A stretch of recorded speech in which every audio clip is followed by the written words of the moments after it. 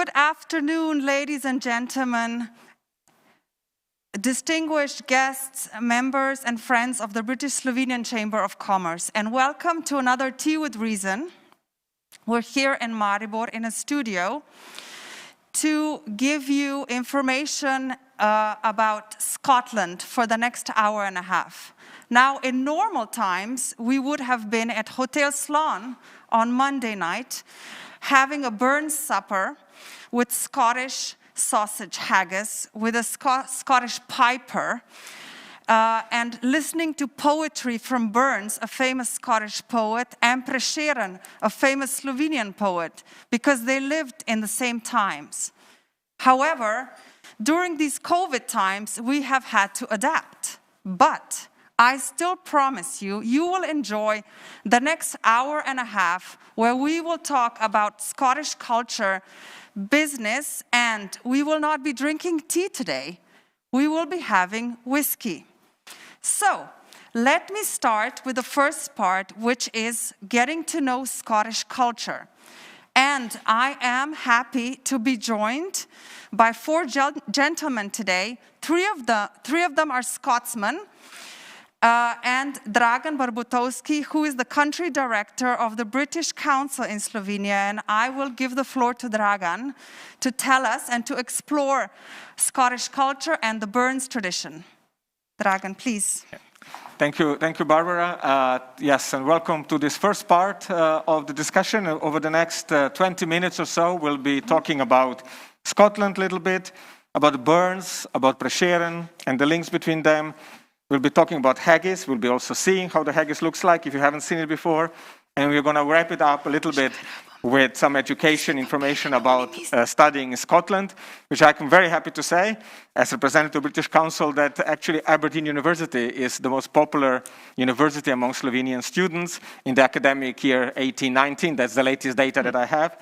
So looks like that Scotland is popular among the Slovenes, but we will probably answer some more questions today with three gentlemen who are joining me here. I start here with Greg. Greg McPartlin works in the financial sector and is based in Ljubljana.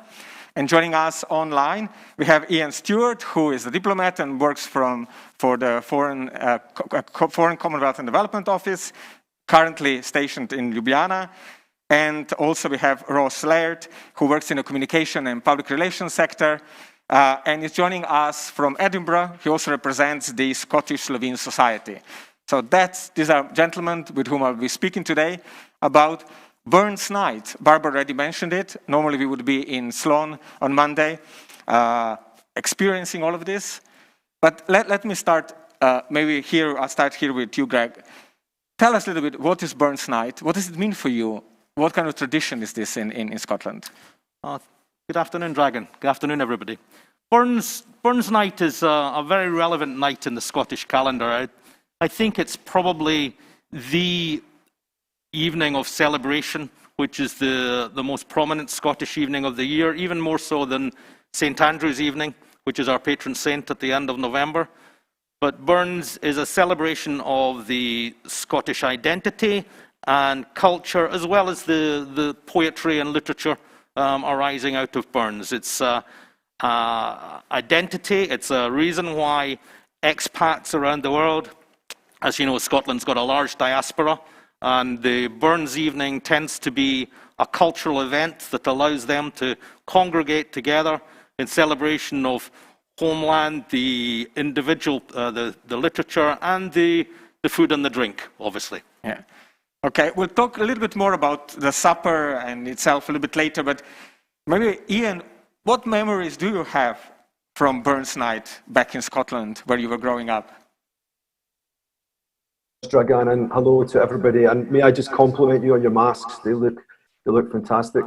Yeah, growing up in Scotland, this was sort of very much a national event. I say that because I think no matter which part of Scotland you live in, there's normally a Burns celebration close by. Myself, within our family, when we lived in the south of Scotland, and then also when we lived in Glasgow, it would normally involve maybe some singing. We would have friends round, and we would absolutely have haggis. And then as I got older, the haggis was quite often complemented by some whiskey. But as Greg said, it was very much a sort of a cultural celebration, not as formal as may appear from some more formal Burns suppers. It could be very sort of small and family orientated as well. And I would just say it's also quite a big feature of schools in Scotland. It's sort of part of their cultural programme. So it's quite common for schools to organise Burns recitals, poetry reading, singing, that kind of thing. So it's a really, really positive, fun thing. And as you said, Greg and Dragan, also very international. Okay, but tell us a little bit more about Burns, for those who don't know Burns. Well, Burns was a poet in the 18th century, and he came from very humble stock in Ayrshire, but he was very self-taught, well-read, which was actually quite a sort of common feature in those days within Scotland. He was so very close to the land, and he became a sort of a man of letters, and he achieved quite a bit of fame at a young age. He was really quite celebrated, not just in Scotland, but throughout Europe. And I think what one characteristic of his poetry, which is also in song, is that it was very much about sort of celebrating, the brotherhood of man, sort of universal values. He focused on the land and on nature, but also he would poke fun at the establishment of the day as well.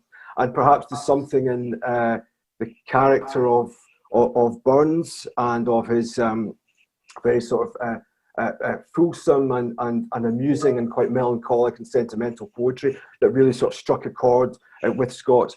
But I think also perhaps struck a chord with other people around the world. And he, I think famously, after Queen Victoria and one other figure, I think Christopher Columbus, there are more statues of Burns than any other non-religious figure in the world. I'll stop there. Okay. And this is a tradition that I read somewhere started in 1801, so I've been going on for a long time. Ross, you are joining us from Edinburgh. Obviously, this Monday would have been a big day in Scotland as well. I assume it was, but probably was done a bit differently this year for obvious reasons. So tell us a little bit about the celebrations this year. Yes, good afternoon. You're absolutely right. So normally we'd be enjoying, as you said, a very enjoyable Burns celebration, probably in Slovenia and elsewhere. But this Monday, unfortunately, we're all housebound because of the COVID restrictions. But that didn't stop us. And I was hearing some lovely stories from friends across Scotland about how they've been celebrating Burns this year. Many of them have been enjoying the chance to join friends online. And the great thing about the online opportunities now is that everybody can join a Burns event. And it's great to be participating here today, but there are plenty of other celebrations going on throughout the week. So this past Monday, for example, I was able to join McSween's for their online Burns Haggis event. McSween's is one of the big haggis producers here in Scotland, literally just down the road from me in a little town called Lonehead, just outside of Edinburgh. And they make magnificent haggis. Other haggis makers are available, of course, but they do some really good haggis, and we're able to participate with friends and family online and watch an online event from home, which was it was enjoyable. Not quite the same as we'd normally get, but still enjoyable all the same. All three of you have mentioned haggis, so I think now it's time that we see haggis. We see how it's made. We have a short video that has been made at Hotel Sloan. The chef has opened his door, even in these times, made haggis and showed us and told us how it's made and what is it made of. So let's roll that tape, please. Tukaj smo z Aleksandrom Šeglom, šefom kuhinje v hotelu Slon. Dober dan, Aleksandar. Skuhali ste haggis. Kaj pravzaprav je haggis in zakaj je tako poseben? Ja, haggis je ena izmed najbolj pomembnih jedi škotske kuhinje. Za njega je značilno, da je narejen iz ovčje drobovine, katera se kuha skupaj s čebulo, začimbami, kašo in govejim lojem v ovčjem želodcu. Ovčje želodce so včasih uporabljali tudi kot neko posodo za skladiščenje. Torej, kaj so glavne sestavine? Se pravi srce, pljuča in jetra. In koliko časa ste to kuhali? Odvisno je od velikosti oziroma od velikosti želodca. Tukaj v tem primeru imamo manjši želodček. Kuha se pa tam nekje sprva se skuha pač to drobovino, se pač kuha 1 uro cirka, potem se pa to zmelje v tako maso, ki se potem napolni v želodec, in ta se kuha potem tam približno 1 do 2 uri, odvisno od velikosti. In s katero slovensko jedjo se lahko to primerja?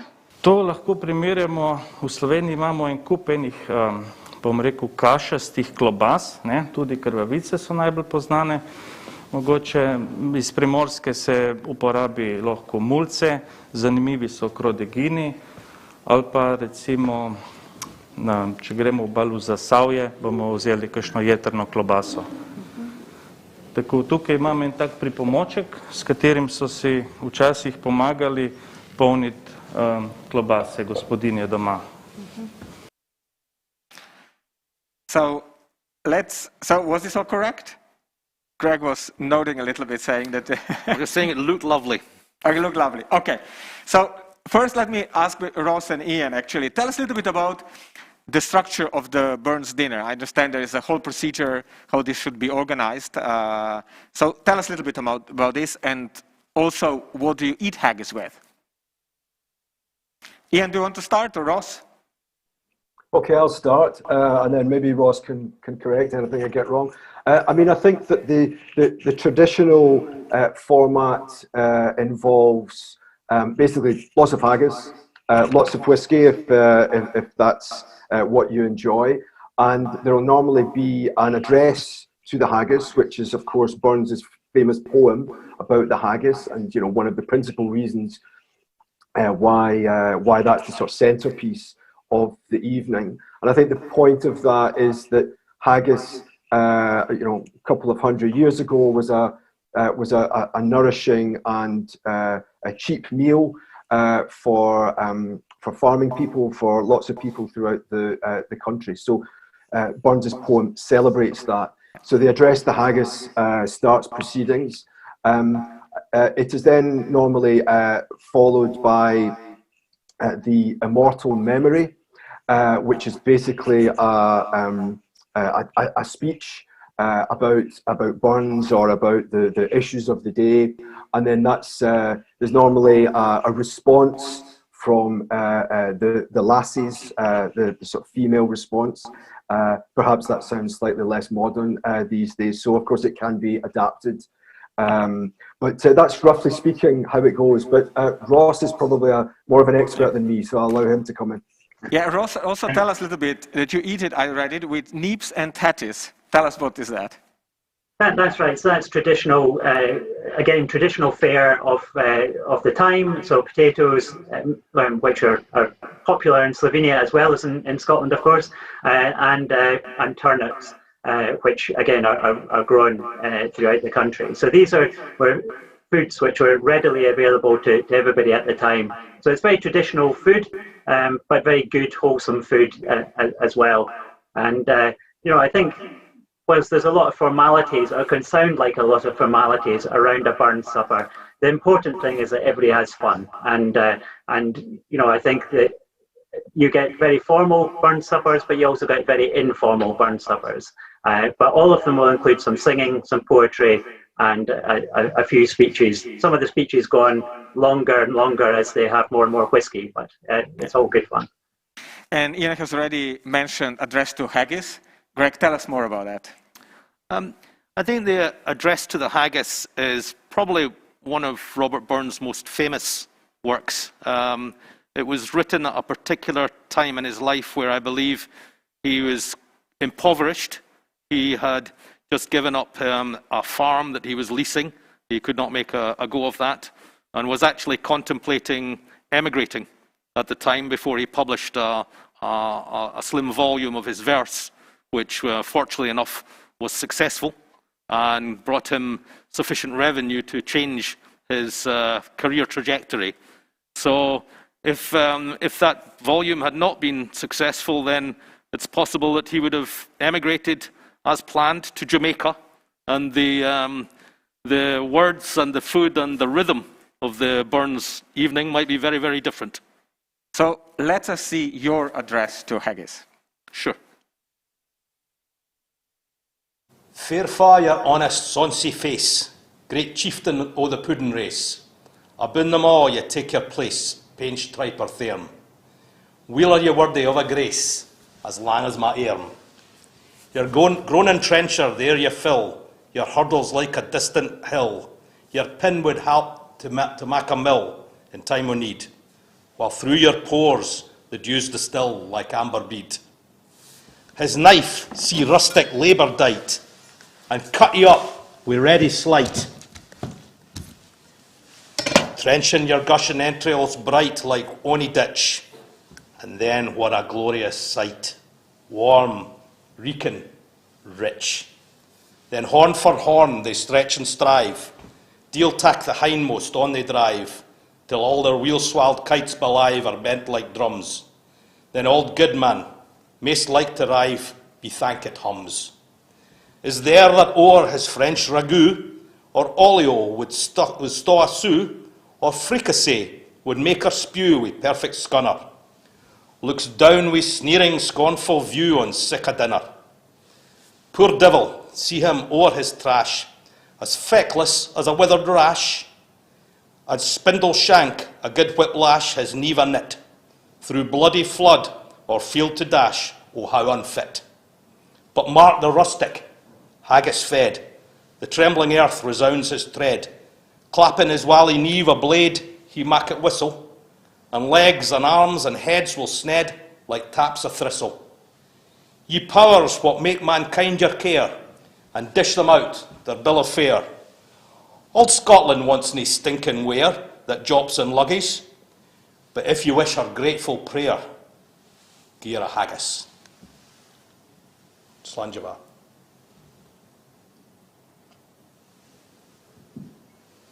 And just say for everybody listening out there that didn't follow the words on that exactly, don't worry. It's written in relatively archaic and colloquial language, and I would say probably most people in modern Scotland would struggle to understand more than one or two words in every three there, which probably makes it a little bit easier for me to read because I can skip through the stumbles and stutters. Very good. I think you've done an excellent job. Ian, Ross, you agree? Yes, absolutely. Fantastic. Very Well done, good. Greg. Yeah. And this is all obviously it's a poem. So as my last question, Ross, you need to tell us the link between Burns and Prešeren, both being national poets, both writing in minority languages. So tell us a little bit more about this tradition. Yes, thank you. So as you say, we've got a long tradition going back many years now of bringing Burns and Prešeren together. And I think, as you've mentioned, Dragan, there's a lot of similarities between the two poets. Both of them have got illustrious careers behind them, both really sparked off national movements within their own countries and are held fondly within the regard of their own nationalities. But I think as well that both of them were slightly imperfect as human beings, and I think that makes them all the more lovable in many ways for that. And we've been delighted, obviously, to bring Scots and Slovenes together through the Burns Prešeren evenings for over 20 years, I think it is. And certainly I've had the chance to go along to a few of the various events that I've had over the years, which I'd highly recommend once we get back to the chance of the pandemic having hopefully gone away. Thank you. Yes, thank you, Ross. And we really hope that in a year's time we'll be all meeting up in Ljubljana and celebrating in person. So thank you very much, gentlemen, for your participation and answering our questions about Burns. I will just tell to all our viewers that if you're interested in studying in Scotland, as I said, it is very, very popular among the Slovene students. On British Council Slovenia Facebook page, we have put information on that would help you navigate a few of the changes that are happening to the education system in the UK and eligibility for scholarships that universities are also offering. So if you do not find answers on our Facebook post, get in touch with us and we will answer your questions. We will all cheer later after the second part, which is starting now, and officially also celebrate Burns Precision Day. And now we're going to finish the first part. Thank you very much for participating. And now for the trade part, Barbara will take over. Europe. We're leaving you, they say. But we won't be leaving what we have together. We've come too far and we're far too fond of you. What we will leave, though, is a promise to you. We'll leave space in our hearts and at our tables. Our workplaces and our universities will be open to you always. You will always find warmth on our shores, but still bring a jacket.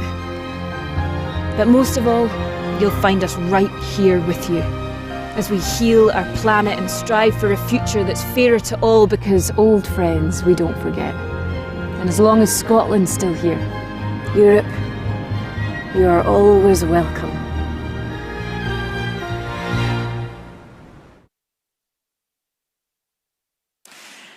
Welcome back, ladies and gentlemen, to the second part of our event, where we will speak about doing business with Scotland. Now, Scotland is a big market of 5.5 billion people, the second largest in financial services behind London, and also leading on climate change. And I'm glad to welcome 4 distinguished guests with me here today to speak about business. The first one is the British Ambassador to Slovenia, Ms. Tiffany Sadler.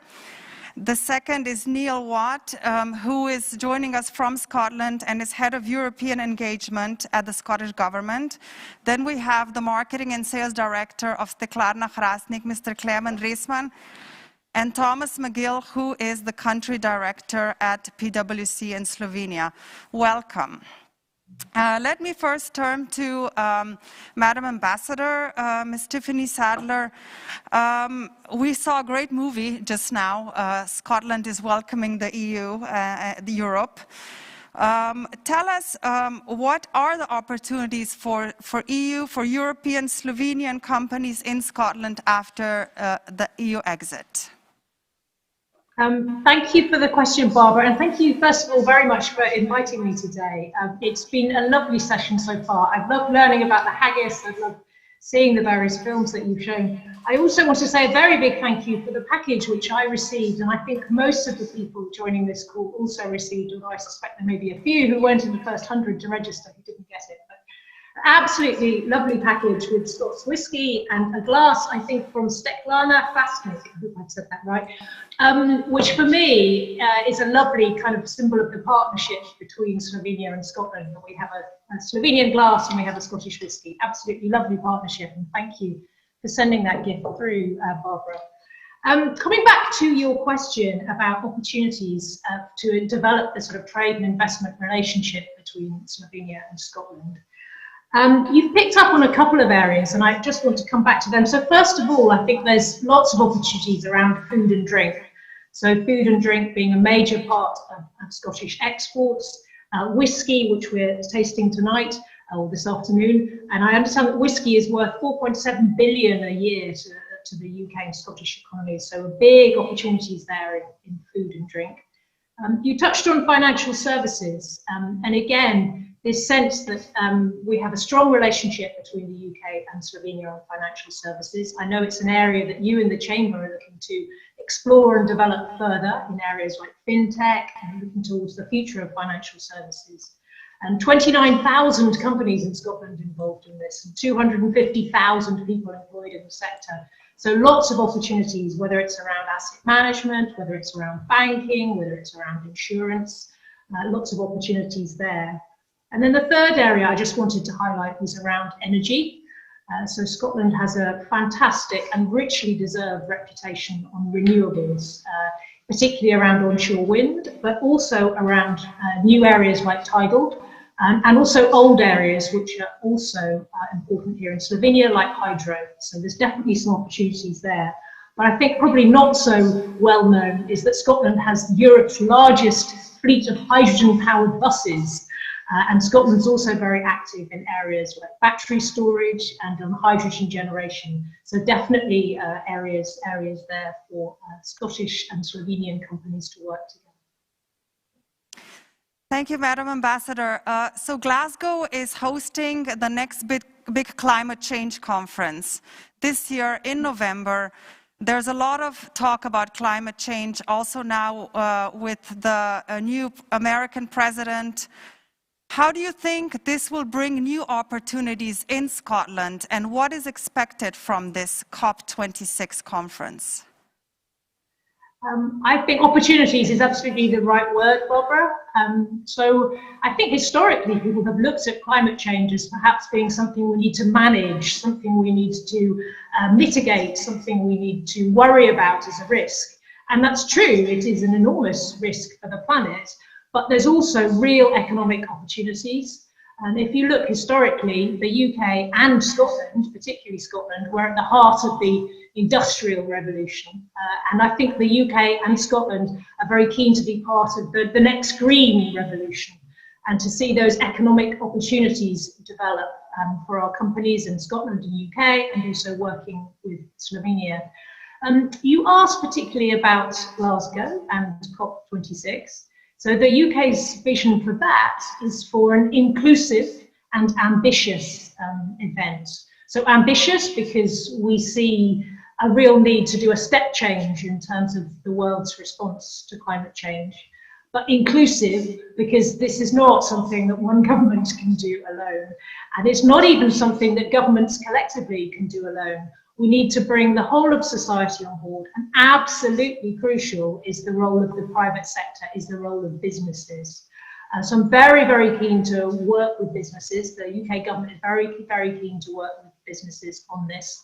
And that's both in terms of companies setting their own ambitions, whether that be joining Race to Zero, whether setting ambitions to towards net zero in the future, but also getting engaged in COP26 itself. And I know that some of your members are looking at potentially the idea of a Slovene delegation going to Glasgow. We shall see what happens with COVID, of course, and you know that plans may have to evolve in that context. But that's a great idea, and we stand here in the embassy ready to support that. Thank you very much, Madam Ambassador. And yes, we are launching a business delegation to Glasgow in November to COP26, and fingers crossed that we will be COVID-free by then.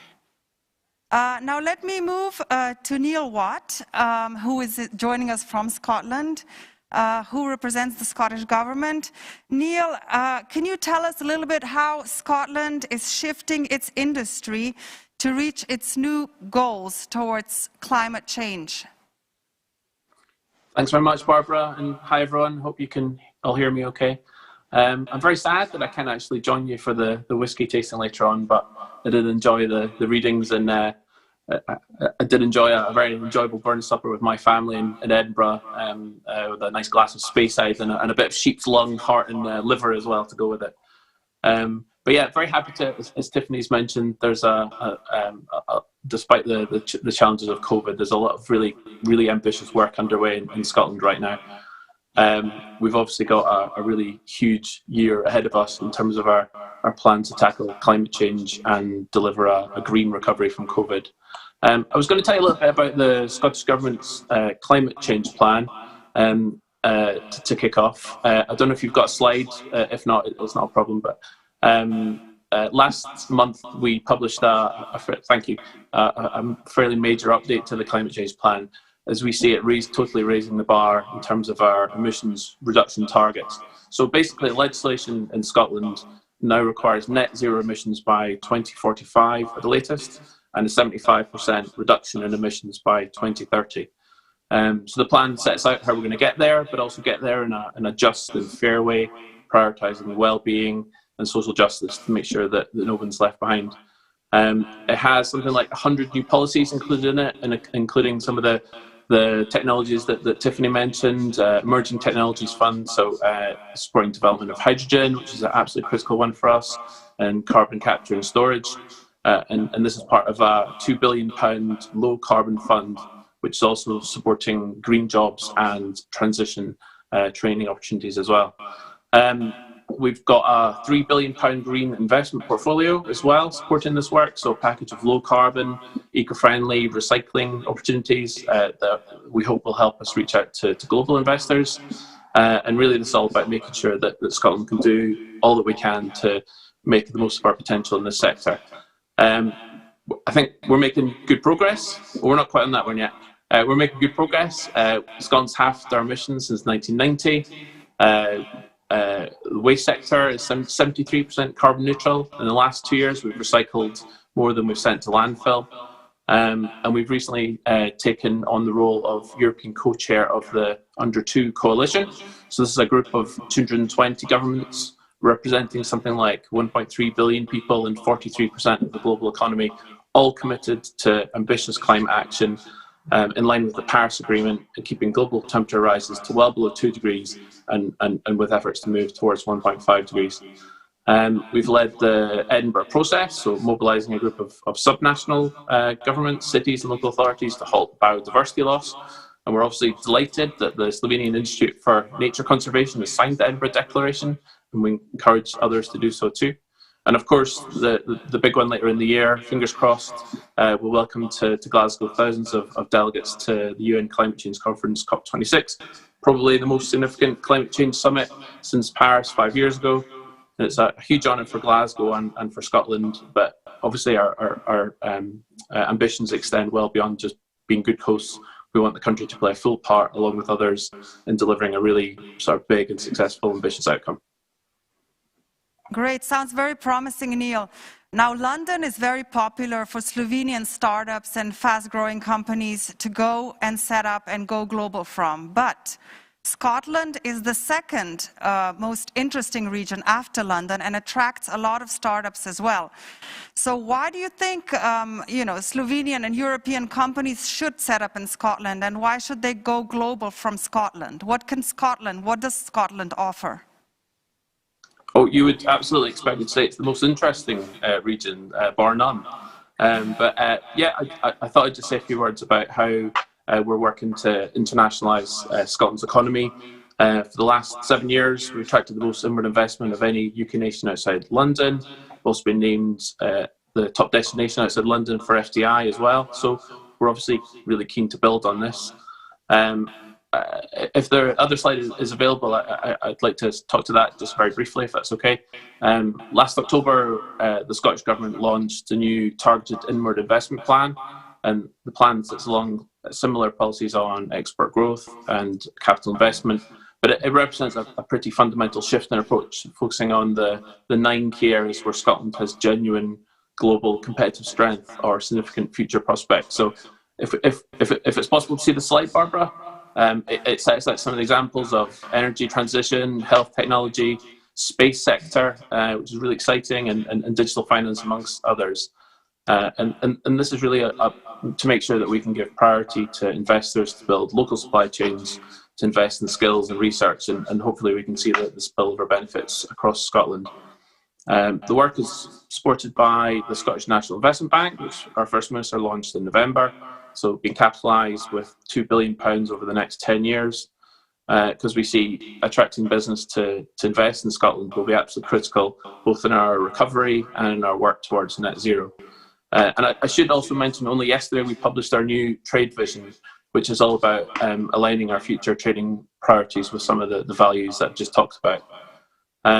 So absolutely, this week we've obviously been focusing on Robert Burns. We've had lots of Burns suppers and lots of whiskey. It's been fantastic reaching out and speaking to lots of people.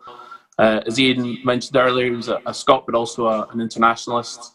And so whether it's harnessing some of these technologies that Tiff and I have mentioned, or strength of our universities, or putting well-being in what we do, very clear message from Edinburgh and from Scotland is that we remain committed to our European values and working with our partners. So I know that with the Slovenian presidency of the EU later on this year, there'll be lots of more opportunities to work together on some of these areas and working to recover from the pandemic and support the green transition. Thanks. Thank you very much, Neil. I'm not sure if we were able to see the slides, but we will definitely send them to the participants after the event. Now let's move to Klemen Resman from Steklarna Hrastnik. Klemen, you are exporting to the Scottish market. We also took you on 2 delegations with us to Glasgow and Edinburgh in the past 3 years.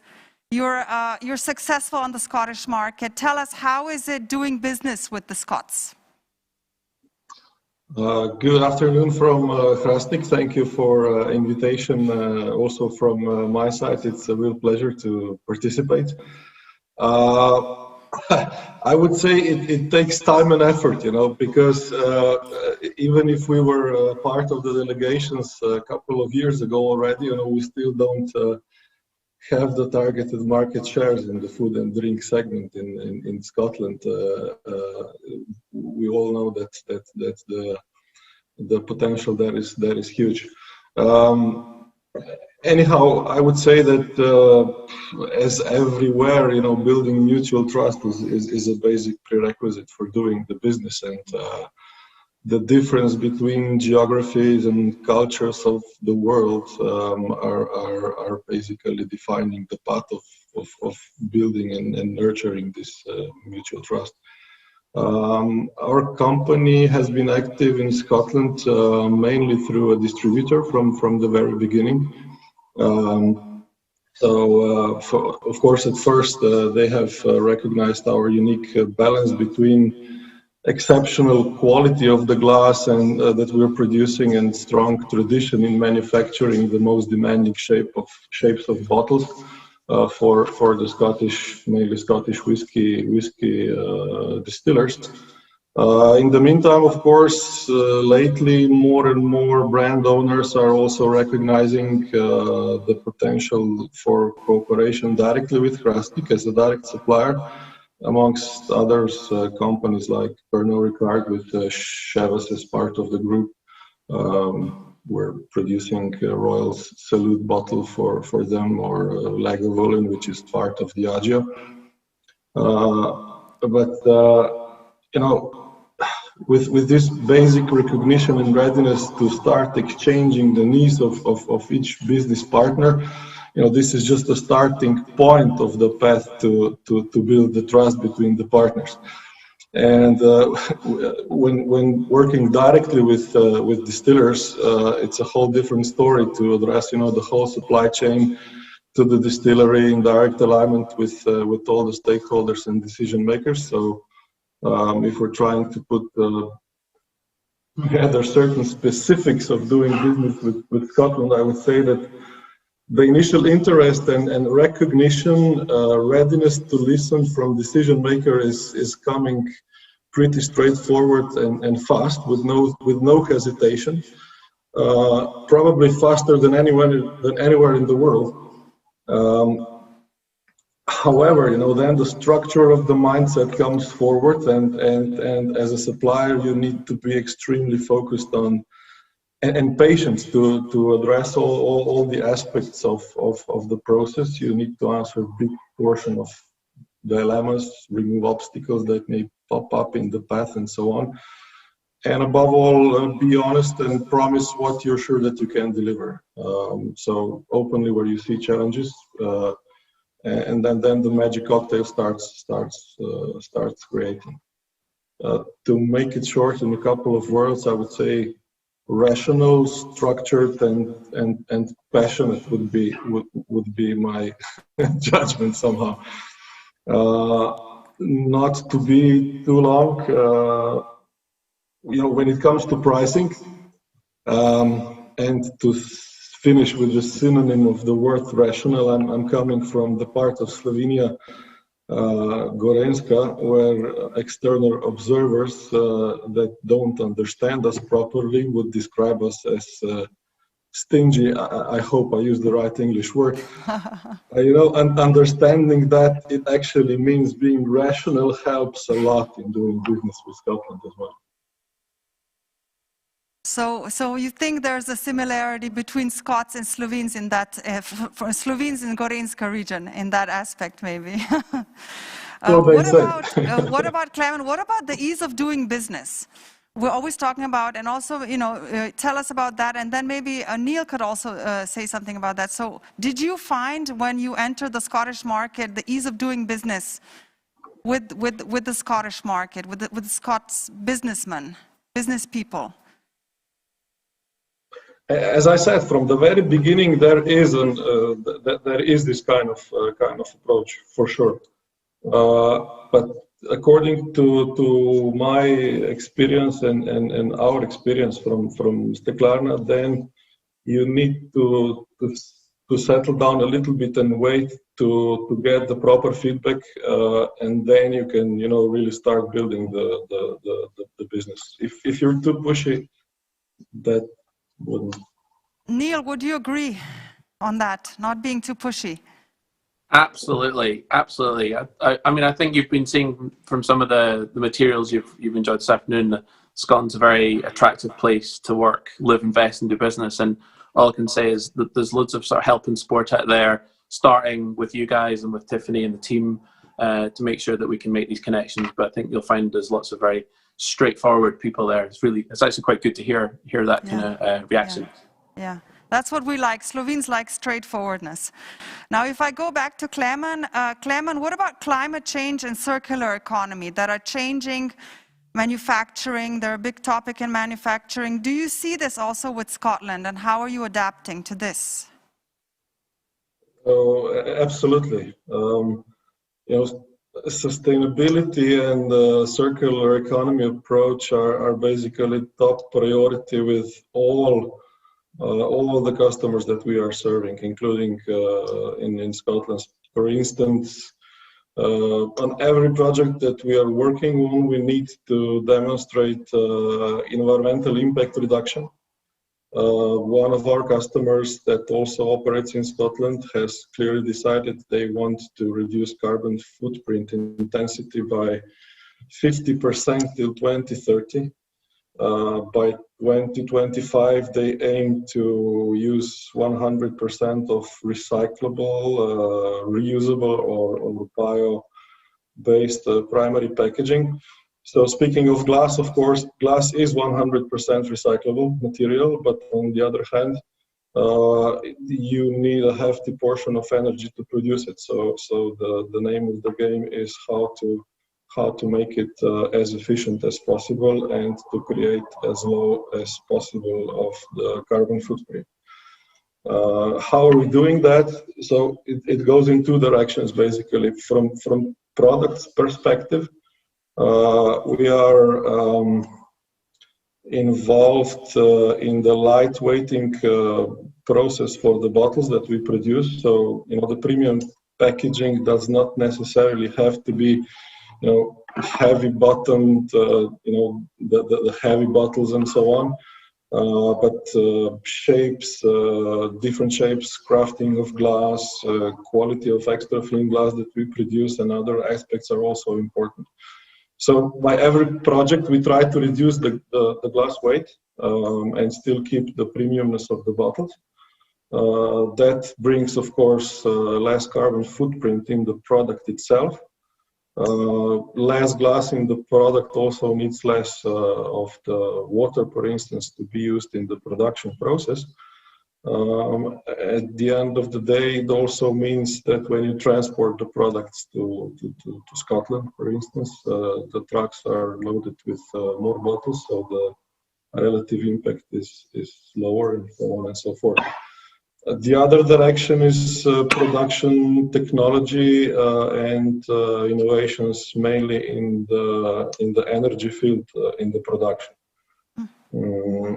Earth gas is the biggest, has the biggest share in the energy that we use, and hydrogen was mentioned previously. Hydrogen as an alternative source of energy to produce glass is what we believe the way forward. And the newest furnace that we installed in November is based on cleanest technology and also ready to be transferred to hydrogen technology. So that would basically mean that the CO2 impact of the glass production would be reduced significantly. The pilot project that we finished last year confirmed that we can use it. So in the next couple of months and quarters, we are looking into full industrialization of this technology in order to offer that to the market in the full scale. Then the share of green energy, green electrical energy used in the production process, we're focusing to have it on as much as possible high level in the share. And the third thing is oxygen, which is also used in the production process. You can either transport it from a relatively distant supplier or have your own production, and actually we're also starting the oxygen production in Hrastnik in second half of 2021. Great. This is just, in a nutshell. We also have other projects down the way, but that's for the next occasions. Great to hear that. Thank you, Klemen. And let me now move to Thomas McGill, who is the managing partner at PwC in Slovenia. Welcome to you also, Thomas. Now, PwC has a very strong presence in Scotland. And if we look at financial services, a very big Scottish sector, where do you see that the focus is coming from, and where is it going? Thanks, Barbara. And firstly, thanks, everybody. It's nice to be here. And I think what I'm also looking forward to this afternoon is the importance of that glass. Because whiskey is good, but I think if you don't have it out of a good glass, I think you lose a lot of that taste and texture. So hopefully we will enjoy it later on. I'm sure we will. Yes, so I think to add to what the ambassador said, I think the financial service sector is a significant employee of the workforce around that financial sector within Scotland. And I think if you look at some of the large UK institutions, I mean, they are actually the driver of that workforce in terms of who's been employed. So I think the key area is how do you maintain that? I mean, how do you ensure that from the insurance sector, the asset management, the banking sector, that Scotland is still attractive in terms of ensuring that you've got the right workforce. And I think what's key here is that you're right. I think there are almost over 250,000 people employed in that sector, directly and obviously through related professional services. So it's not a number that you can sort of blink your eye at and say, look, it's not important. I think it's key. And so I think, how does Scotland continue with that reinforcement to maintain that strength that it holds? And I think it's around the right educated workforce. I think the business environment, as Neil has alluded to, and I think the focus that the Scottish government's putting on there and the sustainability of the infrastructure to maintain that type of workforce and that attraction, I think is critical. And to continue that through the required talent. And obviously education is quite critical in that aspect. I think, obviously the COVID and the related virtual working from home, as you've all come to know, I think hasn't really deterred that requirement still for that large workforce. And I think that will remain and continue to grow in Scotland. I think you throw into the mix, you've obviously got an aging population, you've got a low birth rate, you've got a low net investment. So, maybe raising that Scottish flag and trying to get, with Ross and others, all these immigrants that obviously live abroad, how do you get them back to Scotland? How do you attract them? And I think maybe also looking across the rest of the UK and trying to attract some of the other workers that currently live in other parts of the UK and bring them up to the Highlands. And how do you get them there? I think so. Those are some of the key areas, I would say, how you maintain that strength of that financial sector workforce. Let's also talk about innovation. So with Scotland playing a key role in innovation, how does PwC see this as key in maintaining and strengthening its position in this area? Yeah, look, I mean, the University of Aberdeen was mentioned, but I mean, Scotland has some excellent universities and some very good universities. And if you look at the University of Edinburgh, I mean, maybe not many people know, but it has one of the most powerful supercomputers, which is currently used to run massive research simulations.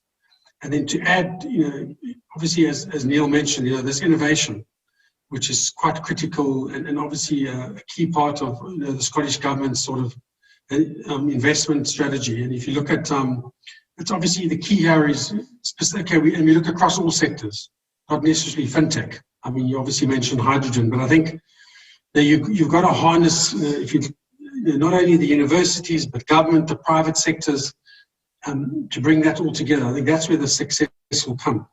Now, Neil mentioned, obviously last year, Scottish Government mentioned the inward investment strategy that looks at the 9 sort of areas of opportunity.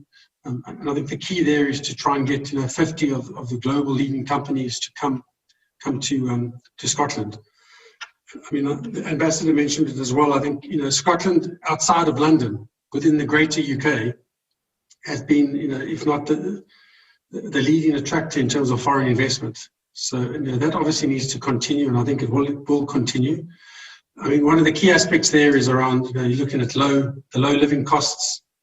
You're looking at good, and I mentioned that, the very good education system, and I think livable cities. I mean, those of you that have been to places like Edinburgh, I mean, it's a great place to live. I mean, look, Ljubljana is perfect, but there's some very nice cities. Look, I think we'll stay in Ljubljana. I think the weather's a lot warmer here. I think it's quite chilly in parts of Scotland. But bringing not obviously bringing COVID into it, and it's trying to see how do we change the way that we work. I think we've all realised that we need to become a lot more resilient in the way we work. And I think, to quote your Trade and Investment Minister, Ivan McKee, I think he talks about this build the back better. And I think that's important, is, how do we bring this home? How do we keep the right stuff, where it's most important? So I think it goes back to the talent and the education. And I think, what will strengthen the Scottish position is to continue to harness that talent. And I think, Neil, when you talk about innovation, the challenge is that when you look at all these startups, how do you ensure that, once they get to an important position, that intellectual capital remains within Scotland? And I think that's something that's important. Thank you, Thomas. Now, before we go to our whiskey tasting, let me ask you a more personal question. If you have a personal story or a personal relationship with Scotland, maybe first, Madam Ambassador, perhaps. Thank you, Barbara. So you warned me you might ask me this question, and I did a little bit of research with my mother, actually, and said, do I have any family connection? She said, yes, your great-grandmother was called Mary Stewart, she said. And somewhere there is a Stewart's tartan, which I'm entitled to wear. Something about a hunter Stewart as opposed to another kind of Stewart. I'm sorry, it's getting beyond my ken. So I have one family connection. On a personal level, I went on honeymoon to Scotland with my husband. We went to the Western Isles, which was absolutely lovely, and a very happy memories. And then just walking in Scotland, I have enjoyed so much over the years. And I have to say that the mountains here in Slovenia sometimes remind me a little bit of the mountains in Scotland. Perhaps equally snowy, equally difficult to climb. The beaches in Scotland I love as well. I haven't yet been able to see the beaches in Slovenia, but that's definitely on my bucket list. So those are my personal links, Barbara. Thank you. Clement, do you have any stories on Scotland? I have more of the plans, to build the stories in Scotland. I'm listening to the stories that the mountains are beautiful, that the beaches are beautiful. I've seen Slovenian, but not Scotland to the extent. So looking forward to capture these personal stories. Great. And Neil, I don't know if you've been to Slovenia. We will, of course, welcome you anytime that you would like to visit. But maybe you can tell us a little bit also about Scottish landscape and why we should visit Scotland. Yes, but only when it's safe to do so. But yeah, it's quite hard watching all these lovely sort of dramatic images, and we're actually not allowed to visit many of them ourselves. I'm lucky. I live in Edinburgh, so I can go on quite interesting walks. But no, I hope that we're able to get closer with our Slovenian friends, particularly ahead of the presidency and ahead of COP. I think we have lots in common. I've never been to Slovenia. I've enjoyed trips to Austria and to Hungary. So perhaps maybe later in the year there'll be a chance to compare the mountains and see who does it better. But I suspect your ski resorts are probably slightly better than ours. Hopefully we'll be able to do that. And any last remarks from Thomas, maybe? Yes, look, I mean, as a South African and an avid rugby fan, sitting at Murrayfield in Edinburgh and watching the Scottish sing their national anthem and then having a few beers afterwards in the pub is a great experience. So and I know the Slovenians enjoy their rugby, so I would recommend that if you ever get the chance, because we also, 80,000 people in the stadium, we need COVID to go away before we can do that again. Yeah. True, true. Thank you so much, gentlemen and Madam Ambassador. We will now move to our whiskey tasting, because at the end we need to also taste a little bit of Scottish. So I will now move to another audience that I will invite here, and I will see you soon. Think you know Scotland? Think again. Think innovation. Think big data. Think the data capital of Europe. Think artificial intelligence. Think robotics. Think world firsts. Think world-changing technology. Think having the energy to create change. Think all electricity supplied only from renewable sources. From space, Scotland's technology is reversing the devastating effects of cocoa farming on the forestry of Ghana. Scottish research is helping find an effective treatment for Parkinson's disease. Think business. Then think low taxes. Think lower living costs, but think higher quality of life. Think well-connected. Think making connections. Think transforming and disrupting industries. Think breaking the mold. Think you need a break? Ha! Think being surrounded by all this, the most beautiful country in the world. Think about getting away from it all, just a few hours drive away. Think health, think healthcare, think healthy lifestyle, think style and substance. Think new experiences day in, day out. Think education, think talent, think access to the most educated workforce in Europe, including 4 of the world's top universities. Think potential, think reaching it, think surpassing it, think using our thinking to change the world, not waiting for someone else to step up, but leading the way and changing the game. Think having the nerve to scrap ideas and go again until it's better, then better again, and again, and again. Think of a country hungry for the next challenge, next problem, next opportunity, and ready to take on the impossible. Now, think of your business, your future, your opportunities. Think of what Scotland could do for you. So, what do you think of Scotland now? Think different, think Scotland. Scotland is now. Welcome back, ladies and gentlemen, to our last part of the Scottish Burns event, the whiskey tasting. I have here with me in the studio a special lady.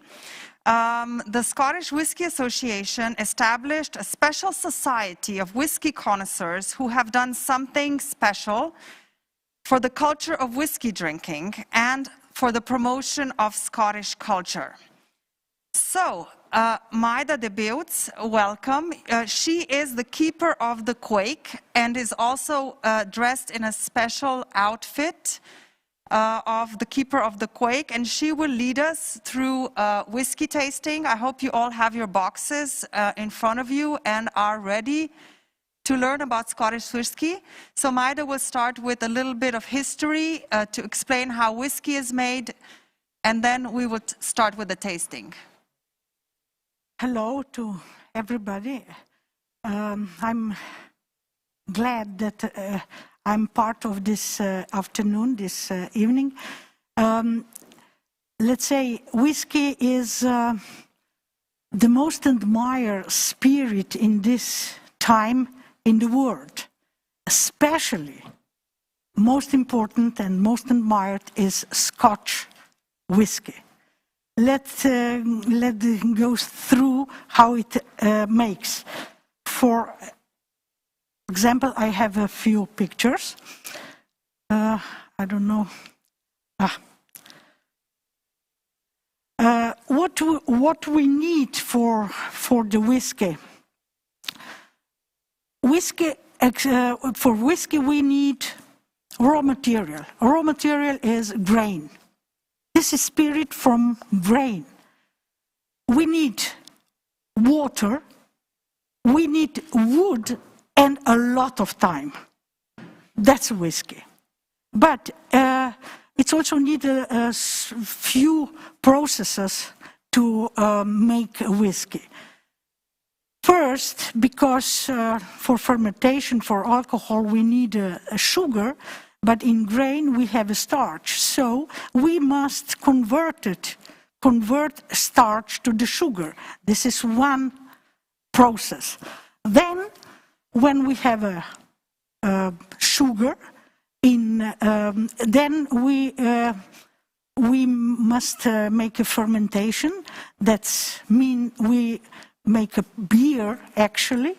And this beer we distilled. And when we distill this beer, we receive the spirit. It's a new spirit. It's not yet whiskey.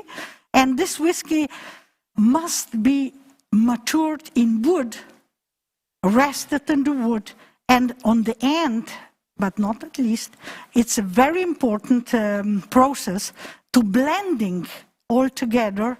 That this is an art, that we receive the taste we appreciate in the glass. Let's see through the pictures how it. Scotch whiskey is very organized because it's a spirit 500 years old.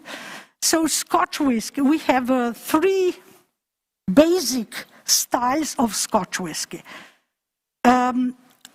Malt whiskey is a whiskey from begin.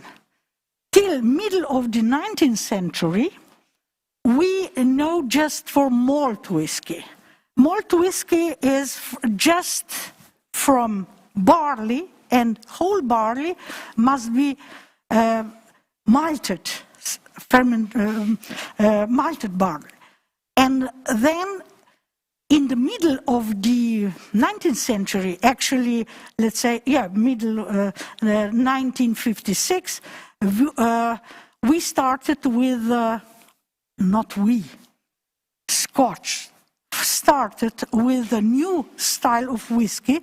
It's a grain whiskey, which is made from different kind of grain. Let's say the most often is corn and or wheat, but it can be also rye, can be also oats and so on. But corn and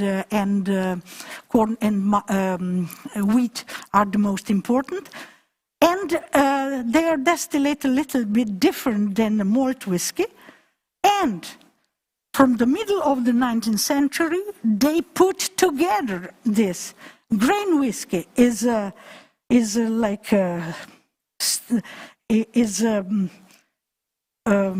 basic thing, and different styles, different smells, different tastes we make with a lot of adding a lot of malt whiskies. 90% of Scotch whiskey we drink is blended whiskey. And let's look further. We are talking now of original Scotch whiskey, malt whiskey. What another one thing I forget? What it means single Scotch single malt whiskey or single grain whiskey? That's single mean that whiskey it's made just in one distillery. So for malt whiskey, we are talking now just of malt whiskey. We need a barley, and barley must be fermented. That's in English is malt. In Slovene is slad. We need it also for beer, and they steeped the barley. And the barley started germinated, and enzymes change starch to the sugar. This you can see some some ways how they do it. And then, if we want to make to receive the alcohol, we need this stop, because stop of germination, and we do it now with the fire, with the warm air, or with the heat, smoke. Till middle of the 19th century, they do it only with the peat. Peat is shorter.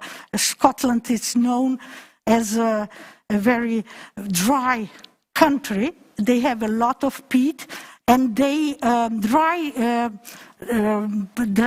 barley with the peat. That's the reason why all the small distilleries from 19th century has like pagodas, because they the smoke and the water evaporate out during the drying the grain. That was a reason why Scotch whiskey was till middle of the 19th century all peated, and it, in that time the most popular spirit in the world was brandy, or also fruit brandies in the middle of Europe, because they didn't like so much smoke in the glass. But in the middle of the century, Scots changed something, and they invented blended whiskey, which was not peated, and from that time this became the most popular drink in the world. Let's see this how is malt distillery structured. So grain, for example, barley is milled in the grist, and this grist is they add water, warm water to this grist, and they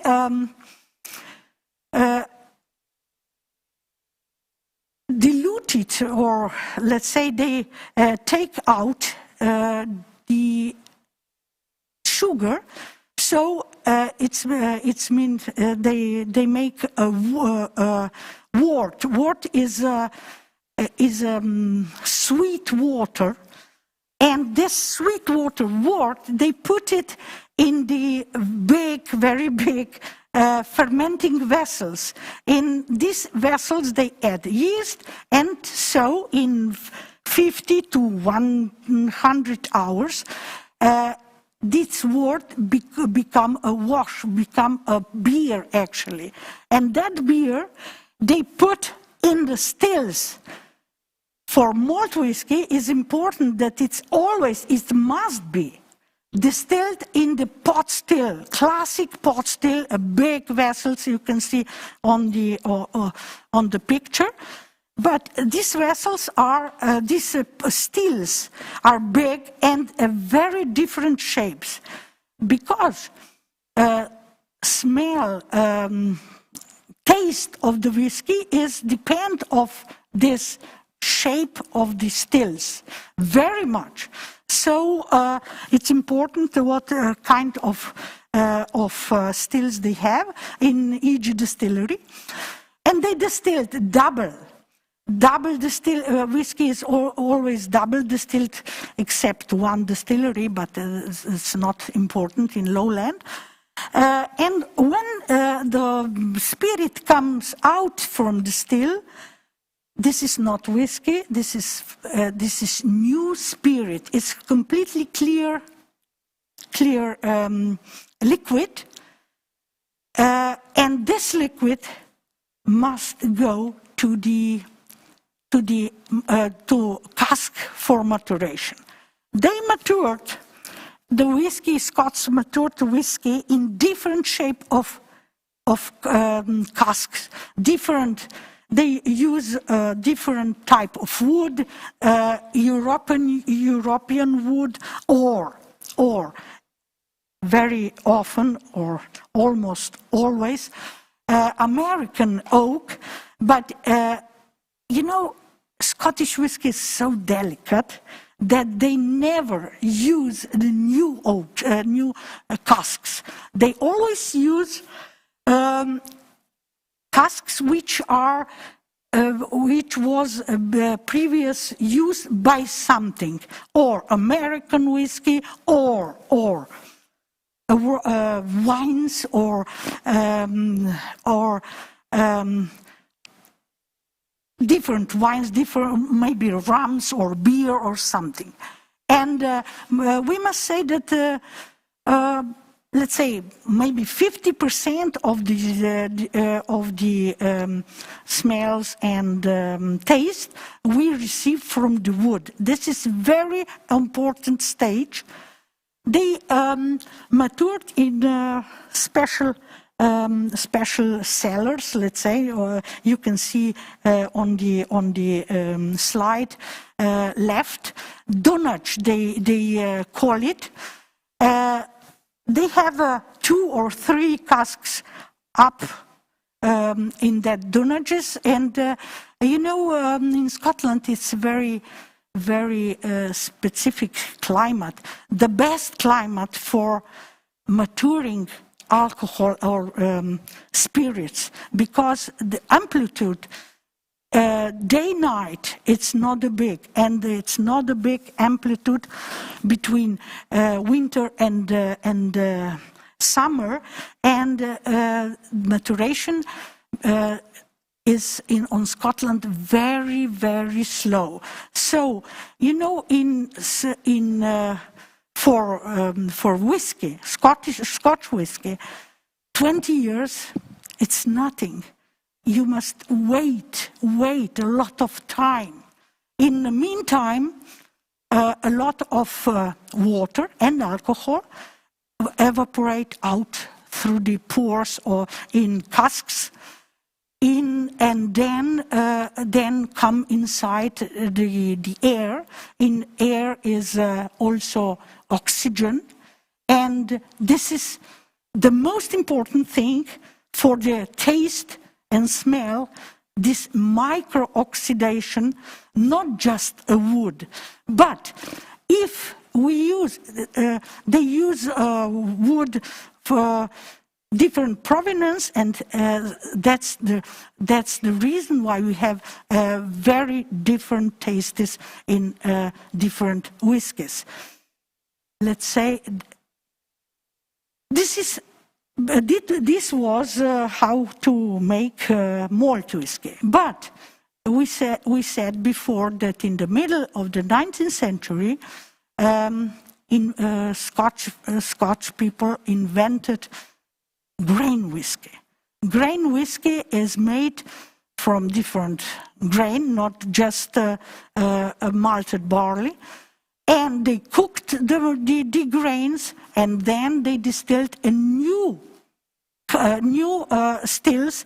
We call them column stills, or this is column still or coffee still of the guy who invented it. And from that time, we have enough spirits. And also, grain whiskey must mature in wood as the malt whiskey. Then blending. Blending is this is for constancy of taste. Or the most important person in distillery is not the owner. The most important person in distillery is master blender. He's creator of taste. And they use different type of woods. They blended different type of woods, different old distillates, and so on. And this is the most important for the taste of trademark. Today is our guest, or we will taste the most desirable, the most known, very old trademark of Scottish blended whiskey. This is Chivas Regal. But you have boxes at home. So should we tell our participants to prepare now? Yes. Open your boxes, please, and prepare which glass? This glass? Yes. You have inside in the box. You have 2 glasses. 2 glasses. This is 1 glass. And this is another glass. This is a present of our distillery. This is Steklarna Krasnik. Steklarna Krasnik. Yes. Put in this glass of water. So they should fill this glass with some water, yeah? Some water, yes. Okay. It's a very nice glass for the water, but not so very nice for the whiskey. Especially if you drink... Maybe for whiskey cocktails. Whiskey yes, with for Coca-Cola cocktails, or something, or whiskey for soda. long drinks with whiskey and so on. Okay. And you have in the box 3 bottles, small bottles. The first one is Chivas Extra 13. This goes in the first glass. In meantime, I will tell you a little of the how we drink whiskey if we want to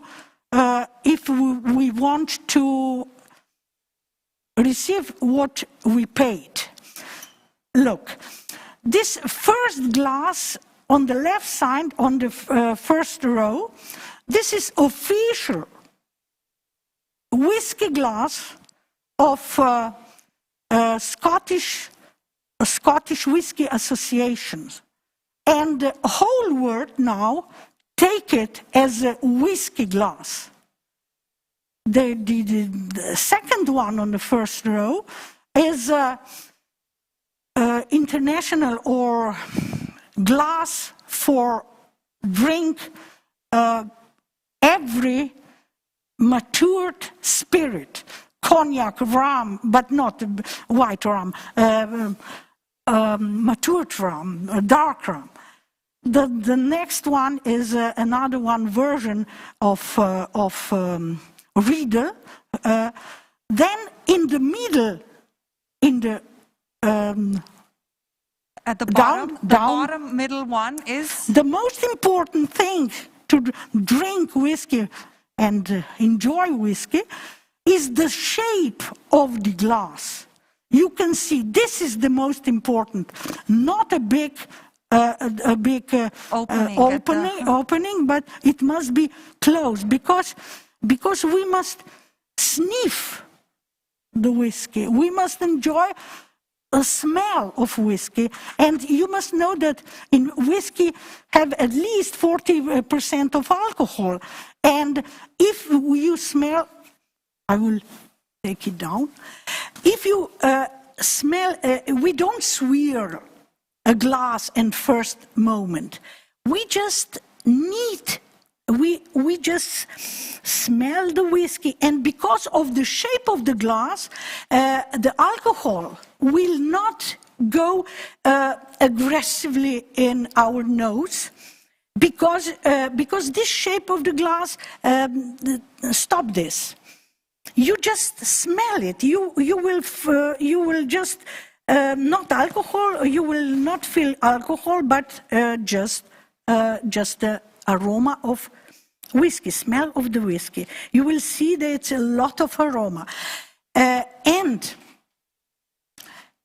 whiskey is a matured. Is a special. It's a lot of work inside to prepare this liquid. So if you drink it, if you like, drink it with ice. That's your let's say, problem. But ice will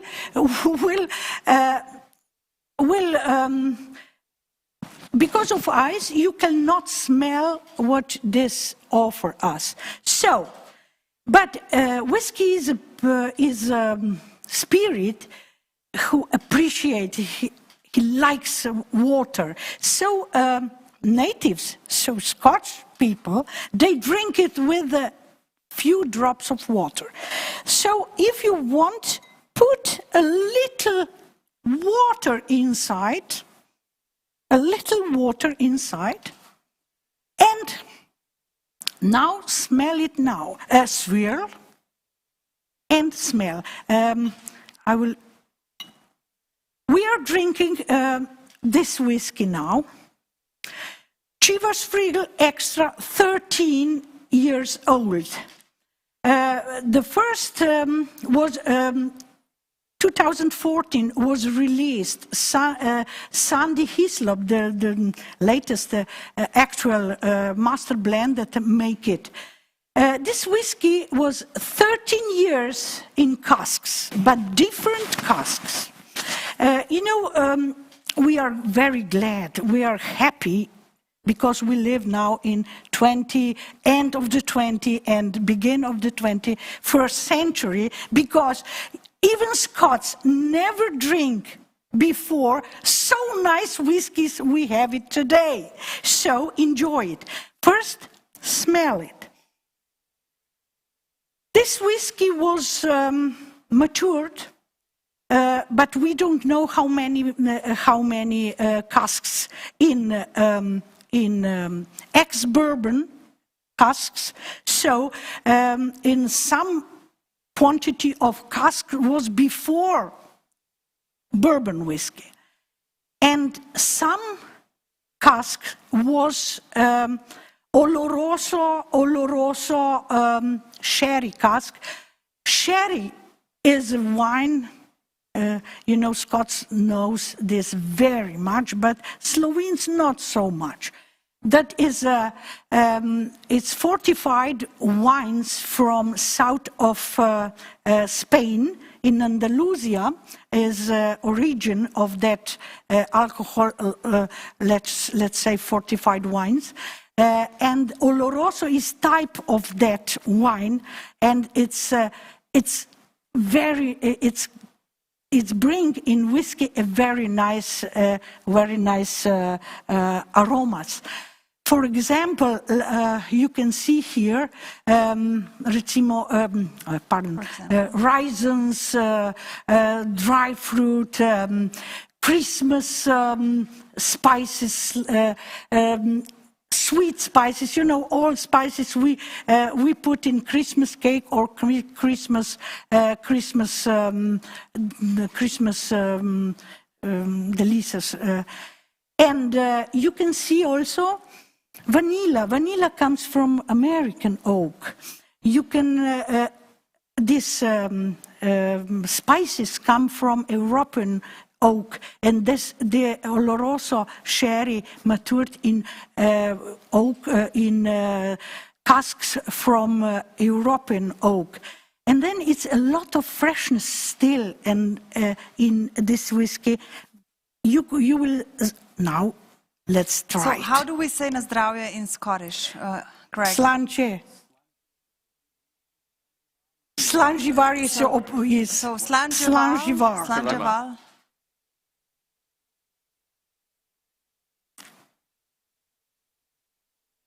What do you say? It's a nice thing. I will put a little bit water more, because Chivas is a very, it's one of the best blended whiskies. In Chivas is a lot of aromas, and a lot of 60% is malt inside from different distilleries, which they own it. And this is a really masterpiece of blending. Let's say once more.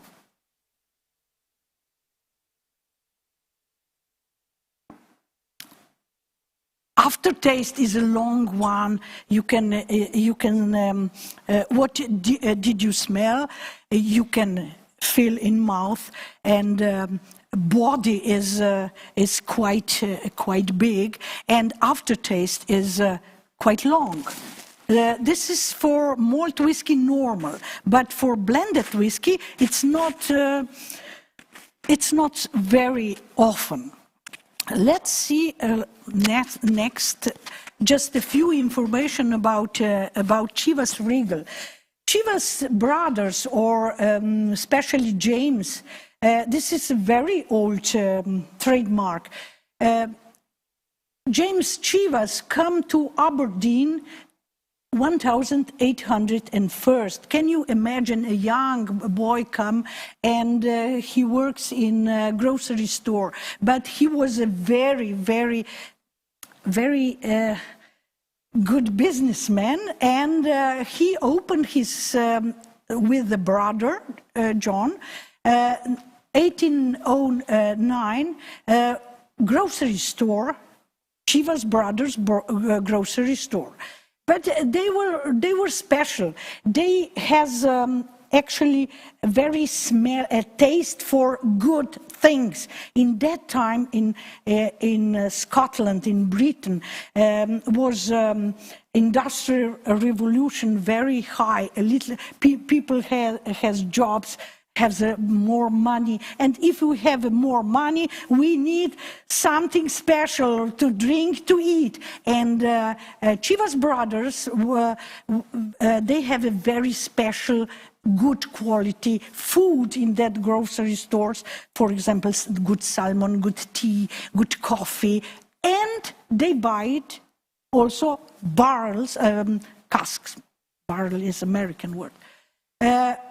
Casks from the distilleries, from the Speyside, which is the most important part of Scotland for making whiskey. And very soon, the Queen Victoria became queen in 1917, and she wanted to have a residence in Scotland, and they built a Balmoral Castle, and Chivas Brothers supply Balmoral Castle with the food and good drink, good whiskey, and so they received the Royal Warrant of Excellence. This is the most important prize for the good business in Britain still now. So it was a the most known, the best Scottish blended whiskey. And they started also with export very soon, in the middle of the second part of 19th century. And they, 1909, they make first luxury whiskey, 25 years old, Chivas Regal, but just for the high society in New York. And it lasted not very long because the prohibition comes, but never mind. 1939, they started with Chivas Regal 12 years, and they produce it actually for the end of 20th century. And they, after the war, they buy also the malt distillery, especially Stratila Distillery. You can see it on the slide. This is Stratila Distillery, which is in Speyside, the oldest distillery in Speyside, and this is original taste of Chivas. Also Longmorn Distillery, and also Tom Distillery. But this Stratila Distillery is working actually for Chivas Regal, and very occasionally they release malt whiskey on these names. Let's go further. So are we moving to the second one yes, now? 15, second bottle 15 years? is Chivas 15. Chivas 15 was released 2018. It's very young, but also creator is Sandy Hislop as master blender. This whiskey is the youngest in this bottle. The youngest whiskey in this bottle was 20 years in casks. And it's once again, it was partly in ex-bourbon casks, and partly not anymore sherry, but in ex-cognac casks. So they buy barrels where the cognacs was matured, and then they put this Strataila malt and in these casks. So what should we feel, what should we smell different in this whiskey than from the one that's 2 years younger? Yes, look, ex-bourbon are American white oak. They don't have tannins. They have vanilla, cocos aromas, and so on. It's a light aromas, sweet aromas, and cognac was matured in European oak casks. And you know, if you have something before in the cask, a little aroma stayed in the cask, in the wood, and whiskey, these aromas diluted from the wood. And let's say once again, smell, you can see different, more elegant smell. Put a little bit water inside, and you will see, not see, smell and taste. And then Greg will do a toast again. You will, yes. In Scottish. You smell different. You can see here is a little bit orchard fruits. It's apples, pears, apricots, but also a little bit from European oak. It's caramel, it's jelly, it's orange jelly.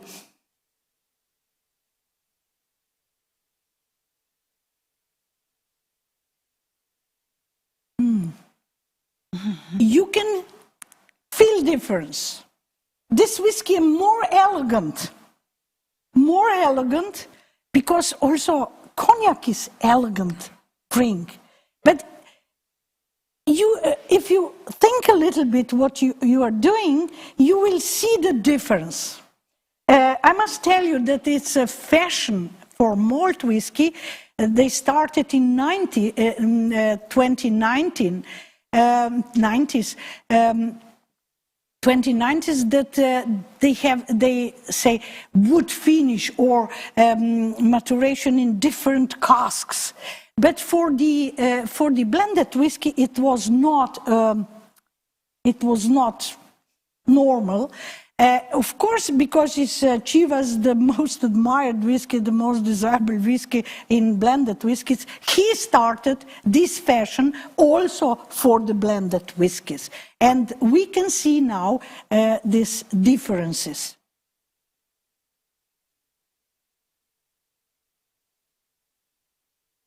And you saw this. And now we can see also a little bit difference because we say extra ex oloroso sherry. In that 13s are nowadays 4 of them. We tasted in the first glass sherry cask. Then they have it also a tequila cask. They have it a rum cask, and they have it no, rum, tequila. It's another one. I don't know. It's no.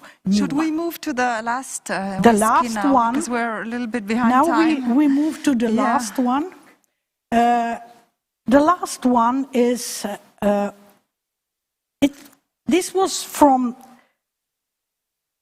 1938 till 1997. They didn't have a different tastes, different whiskies, just Chivas Regal 12 years, and occasionally some special releases, limited edition.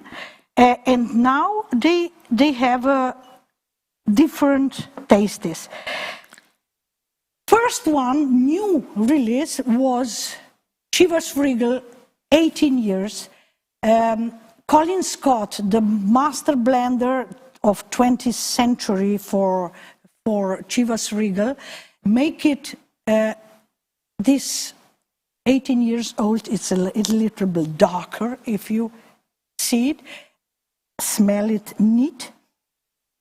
Completely different. It's a different smell. It's a lot of serious, a lot of smell of wood, because 18 is 18 years.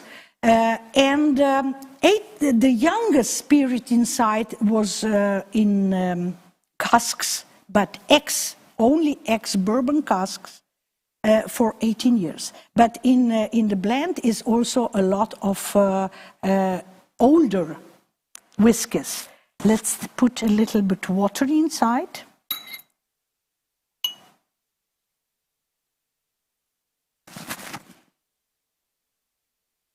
Smell different, smell old, smell, it's a heavy smell, it's a, what do you think? I think so, yes. Wood. Greg, which one do you prefer? I like them all. You like them all? Yes, yes, yes. And how do you drink whiskey? How do you drink your whiskey as a Scotsman?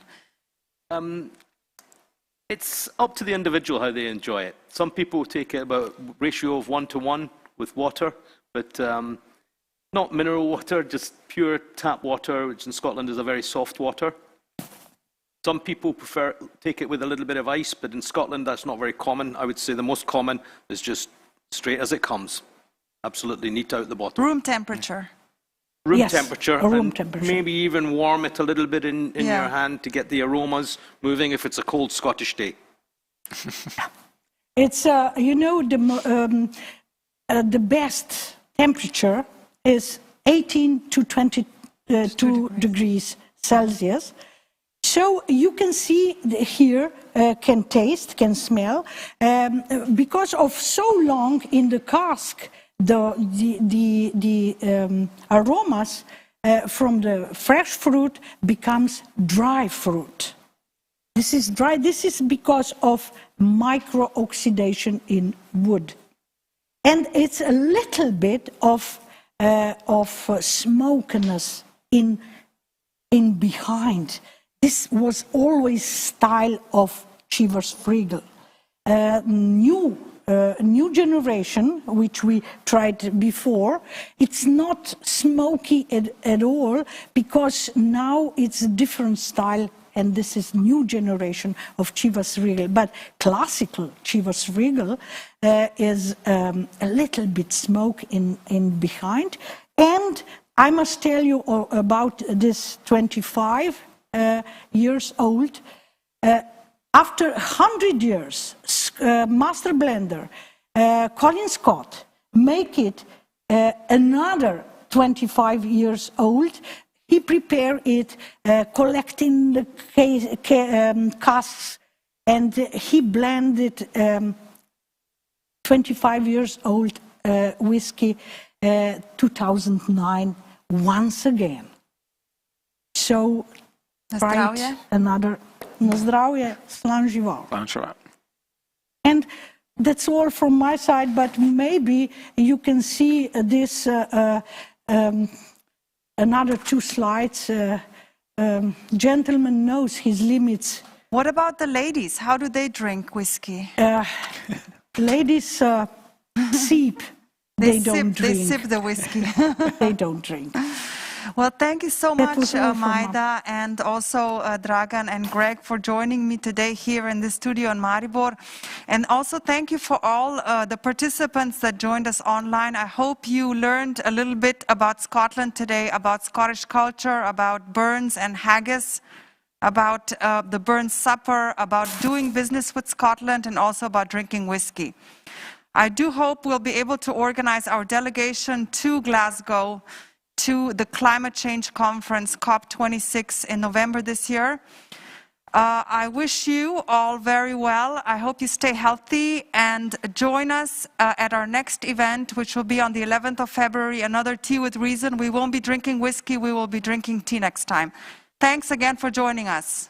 May I? Yes, Majda, you want to say something? You. You know, I'm a lady. I always must have the last word. I remember now one detail, because this is a Robert Burns occasion. Mm-hmm. Maybe you knows or didn't know. Robert Burns was